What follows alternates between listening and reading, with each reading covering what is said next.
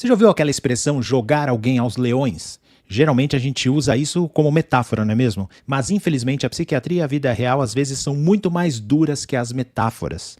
Nesta semana o Brasil ficou chocado com a notícia de um jovem de 19 anos com diagnóstico de esquizofrenia que invadiu a jaula de uma leoa em um zoológico na Paraíba e acabou encontrando seu fim com isso. Muita gente viu a manchete, alguns julgaram, outros fizeram piada. Eu estou aqui para te contar o que aconteceu antes dele pular aquele muro, porque, na minha opinião de médico, esse rapaz já tinha sido jogado aos leões muito antes de encontrar aquela leoa. Olá, meu nome é Fernando Fernandes, sou médico psiquiatra e palestrante e é muito bom ter você aqui comigo. Vamos usar esse caso trágico como pano de fundo para entender a esquizofrenia, o tratamento que funciona e principalmente a falência do nosso sistema de saúde mental. Fica comigo porque essa história precisa ser ouvida. Gerson de Melo Machado, conhecido como Vaqueirinho, tinha 19 anos. Num domingo de manhã em João Pessoa, ele pulou as barreiras de proteção, escalou uma grade alta e entrou no recinto da leoa. O desfecho, infelizmente, foi o mais trágico possível. Mas quem era Gerson? Como a história dele o levou até aquela grade? O Gerson não acordou naquele domingo e decidiu fazer isso do nada. A tragédia dele começou muito lá atrás, talvez antes mesmo dele nascer. A gente sabe que a genética tem um peso enorme em transtornos mentais graves. E a árvore genealógica do Gerson era marcada pela doença. A avó tinha esquizofrenia, a mãe tinha esquizofrenia. Ele cresceu em um ambiente de extrema desassistência. Imagine uma criança criada por uma mãe que, por conta da própria doença não tratada, não tinha condições de cuidar de si mesma, que dirá de uma criança. Gerson teve um diagnóstico muito precoce de deficiência intelectual somada à esquizofrenia. E aqui eu já quero puxar um primeiro gancho médico, presta atenção. Esquizofrenia, essa palavra assusta, não é? Geralmente a esquizofrenia abre o quadro, ou seja, os sintomas aparecem no final da adolescência ou início da vida adulta. Ali pelos 18, 20, 25 anos. Mas no caso do Gerson, os relatos mostram que os problemas começaram muito cedo, ainda na infância. Quando a esquizofrenia aparece muito cedo, na infância ou pré-adolescência, isso geralmente é um sinal de alerta vermelho piscando. Denota gravidade, significa que a carga genética e biológica da doença é muito forte. E como essa doença evolui? Basicamente, a gente vê 3 caminhos possíveis. Imagina 3 estradas. A primeira estrada, a pessoa tem um surto, trata, melhora e fica sem sintomas entre um episódio e outro. Vida quase normal. A segunda estrada, a pessoa tem um surto, melhora um pouco, mas não volta ao zero. Ficam algumas sequelas, alguns sintomas residuais e novos surtos vão acontecendo. A terceira estrada é a mais difícil, um curso contínuo e progressivo, a doença não dá trégua. Há uma deterioração cognitiva, a pessoa vai perdendo a capacidade de pensar, de se organizar, de entender o mundo, e isso vai piorando com o tempo. Olha, eu não sei qual foi a estrada do Gerson, mas pelo histórico de abandono e falta de tratamento contínuo, somado à deficiência intelectual que ele já tinha, o Gerson provavelmente estava nessa estrada mais difícil. Tá, Fernando, mas tem tratamento à esquizofrenia? Sim, do ponto de vista médico, esquizofrenia se trata fundamentalmente com remédios antipsicóticos.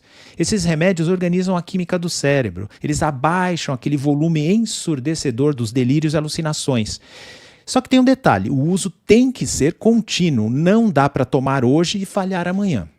A terapia também é importante, ajuda na reabilitação, manutenção da rotina e reinserção social do paciente. O cenário ideal, o mundo perfeito da psiquiatria, seria qual? Tratamento ambulatorial. O paciente mora na casa dele, vai ao médico regularmente, toma o remédio, a família supervisiona, dá carinho, suporte. Isso seria o ideal. Mas lembra da história do Gerson? Quem era a família? Uma mãe e uma avó também adoecidas e sem suporte. Então, o tratamento ambulatorial ideal para ele era impossível sem uma ajuda externa. E aí entramos num terreno espinhoso. Quando o tratamento em casa não funciona e o paciente está em surto, colocando a si mesmo ou outros em risco, a gente precisa de internação. Geralmente, internação curta, o tempo de tirar o paciente da crise, ajustar o remédio e devolver para a família. Mas e quando não tem família? E quando o paciente não tem para onde voltar? E quando a doença é tão grave que ele não consegue viver em sociedade sem supervisão 24 horas? Aqui no Brasil, a gente viveu um movimento muito forte de luta antimanicomial. Olha, era imperativo acabar com aqueles manicômios dos anos 60 e 70 que pareciam depósitos de pessoa. Numa sociedade civilizada, aquilo não podia existir. O plano era muito bonito no papel. Vamos fechar os hospitais ruins e fortalecer a rede extra-hospitalar, os CAPs, o tratamento na comunidade. A ideia é ótima. Aliás, eu apoio muito fortalecer a rede ambulatorial. O problema é a execução. Se você fecha vagas em manicômios, mas não cria leitos psiquiátricos em hospitais humanizados, modernos e com equipe técnica boa, para onde esses pacientes graves vão? Eles não vão evaporar. A doença não assina um tratado de paz porque o hospital fechou. Se não tem leito para internação breve ou de longa permanência para quem não tem suporte social, sabe o que acontece? As internações passam a acontecer nas delegacias e nas cadeias, e os novos asilos passam a ser os viadutos, praças e ruas. E foi exatamente o que aconteceu com Vaqueirinho. O Gerson tinha 16 passagens pela polícia. Nossa, Fernando, 16? Então era um bandido perigoso? Calma, vamos olhar o prontuário da vida real. Até o momento que eu estou gravando esse vídeo, dia 1º de dezembro de 2025, só há relato de pequenos furtos e dano ao patrimônio, coisas leves. Olha, mas mesmo que surja alguma informação de acusação mais séria, não invalida em nada o que eu estou dizendo aqui. Esse não é o centro do meu argumento. Inclusive, há relatos de policiais e agentes penitenciários dizendo que muitas vezes ele cometia esses delitos de propósito. Sabe por quê? Porque na cadeia ele tinha um teto, tinha café da manhã, almoço e janta. Ele trocava a liberdade pela sobrevivência. O sistema prisional virou o tratamento dele. Ele ficou preso em um ciclo de polícia prende e justiça solta, porque ele era inimputável. Ele não tinha capacidade adequada de discernimento para entender o que ele praticava. Só que a saúde não o acolhia. E é aqui que eu quero que a gente pare de julgar o invasor da jaula e enxergue o menino. Gerson tinha deficiência intelectual, tinha esquizofrenia, mas ele tinha sonhos. Sonhos distorcidos pela doença, mas eram sonhos. A conselheira tutelar que acompanhou o caso dele desde os 11 anos, a Verônica, contou que o sonho dele era ser domador de leões. Ele tinha uma fixação por esses animais. Uma vez ele tentou se agarrar ao trem de pouso de um avião e quando perguntaram o porquê, ele disse que queria ir para a África. Ele queria ir para a savana viver com os leões. Provavelmente ele gostava muito de animais. Em uma outra vida, com tratamento desde cedo, com suporte, com uma família estruturada, quem sabe? Talvez ele pudesse ter trabalhado num pet shop, ser auxiliar de veterinário. E se não fosse a deficiência intelectual, poderia até se formar biólogo. Sim, poderia se formar. Eu tive vários pacientes com esquizofrenia que se formaram. Ele poderia ter canalizado esse amor de uma forma super saudável. Mas a realidade dele foi outra. Todos os irmãos do Gerson foram adotados, menos ele. Ele ficou com uma avó doente, com uma mente confusa.